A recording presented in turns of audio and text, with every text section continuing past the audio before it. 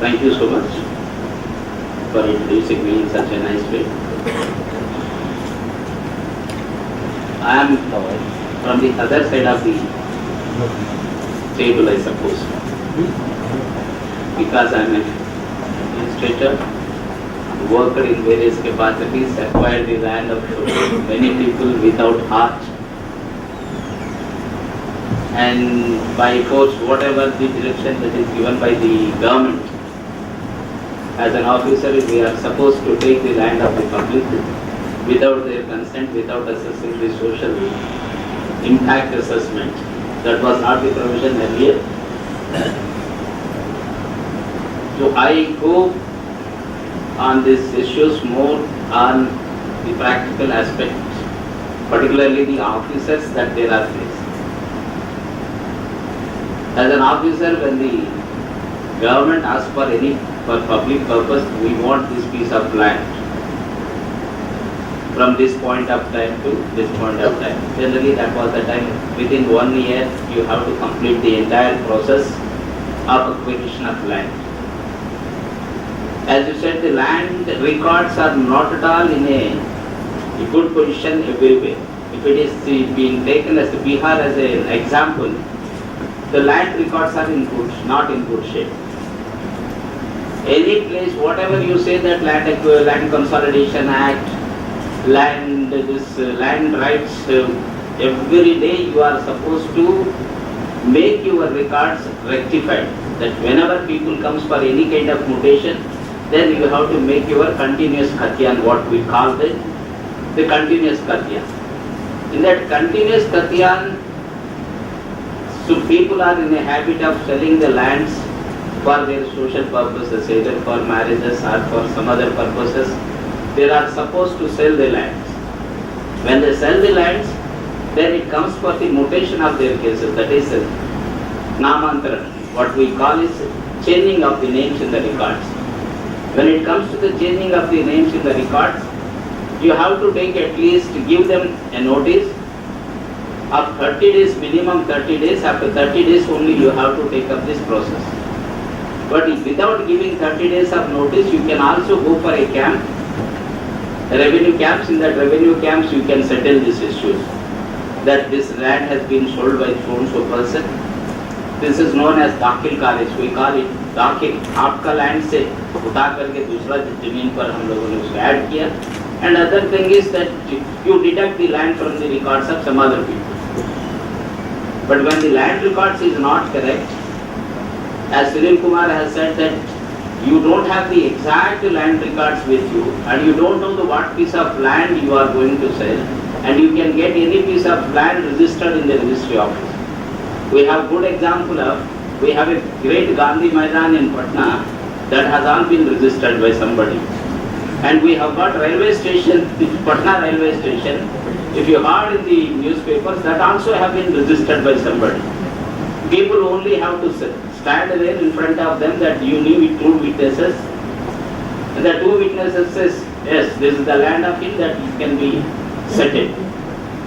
So here also many things that the papers can be produced by anybody, by any means. Darbhanga, you have placed that we have got the Darbhanga Maharaja. Darbhanga Maharaja statement can be, papers can be issued even today by the people. So they can come and claim, like our Nizam. Many people can come and claim before you that this is a piece of land. There the question starts. Whenever local revenue assistants, when they go for inquiry, suppose a piece of land is to be inquired, that they go for an inquiry, a field inquiry. When they go for field inquiry, they take the old map prepared in 1909. No survey and settlement is being taken in between. 1909 map they take, and they go on to the field and they inquire, and they prepare a draft. These are the land owners. When you match these land owners, present land owners, and the erstwhile land owners, there is no match. But the thing is, you have to give a paper announcement under section 4 that this is a notice, public notice. In newspaper, we might be saying that so public notice would be coming in the newspapers. that the following lands required for land acquisition for public purpose. When it comes then these people will prepare. While preparing the map, while preparing the list, lot of ifs and buts. Our officers, this revenue officers, that you know everybody, that revenue authority everywhere, whether it is in Andhra Pradesh, in Telangana, or Bihar or elsewhere, they are known for their corrupt practices. When they are known for their corrupt practices, all sort of corruption starts. Starting from the revenue authority, lower level authority, revenue assistant, then assistant settlement, the settlement officer or land acquisition officer, whatever you call, with all this starts. When it's starting, ultimately, rehabilitation and resettlement is not the question of these officers. These officers' main aim is to acquire the piece of land. Before acquisition, whether they are ready to take the compensation or not, this is not our concern. We just deposit the amount in the bank, in their accounts, or before the court, if the case is before the court, and we give them possession over the piece of land. You carry on the construction of the road, you carry on the construction of the railway line. Some other purposes, we just immediately give that piece of land. We have a provision even for the emergency land acquisition. There is an emergency that under section 17 you go for old act. That's you go for and give them possession immediately. When you give them possession immediately, the land owners, this common men with the limited lands, they always come before the officers, they go before the court and all these things. It runs to years together and compensation is not paid in remunerative prices. It so happened very recently in acquisition of land for the railway line from Banaras to Sasaram. From Sasaram to again it is up to Howrah. That land acquisition, when it was going on, I was the divisional commissioner of Patna. Many people came before me for payment of remunerative prices or compensation. That compensation, what these people have asked me, this side is railway line. Just after 50 meters, there is the NH5, the NH2, National Highway 2, NHA 2. In between there is a lot of settlements, the houses and all these things have come up. We give our lands as commercial piece of lands, compensation for commercial lands. If you are not in a position to give commercial land compensation, you give us at least for residential purposes. There is a lot of difference of compensation when you give it for agriculture purpose, then it is commercial purpose and residential purpose. As an officer, generally, we are being asked by the concerned department that compensation should not be increased disproportionate to the existing system of payment there. That we go for with the system of taking the average of 3 years sale or registration of deeds. Based on the 3 years of registration sale deeds, then we come to a compensation, then we go for giving them compensation or solatium. But that is, people have objected that is insufficient. Unfortunately, what happened, I took a voluntary retirement and I contested in the election in the Lok Sabha 14. When I contested the election, particularly I have to go for the same area where I have not acquired the land from the people by paying them compensation for commercial and residential purposes. When I was requesting them to vote for me, they asked me these two things. When we come before your office begging that give us compensation at least for residential purpose, there are commercial units on there on the national highway and the railway track. So you have not given us even a single compensation. How do you expect me to give you vote? This is the major question at present. The governments, major governments, what the governments are making this kind of legislation, This legislation, whatever legislation you prepare for the sake of public, if we prepare any legislation for the sake of the public and their public interest, you take the land only for the purpose of public. Where are the public? When their consent, you want to take a consent as an officer, you just imagine when your panchayat, this Gram Sabha is not being held. When the Gram Sabha is not being held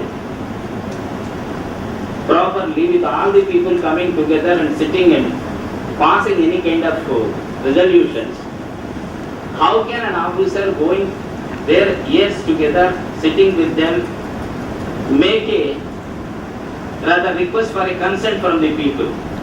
Consent from the people is an impossible task. You may agree, you may not agree, all the voluntary organizations, all the intellectuals, lawyers and the people working for the public, obtaining consent from the people, even from a small group of 200 or 100, it is impossible. In the area, it is various interests. They demand for a job. They demand exorbitant rates. In certain areas, they ask for 6 crores rupees for an acre on the roadside. How much money the government is going to spend for acquisition of that piece of land? 6 crores.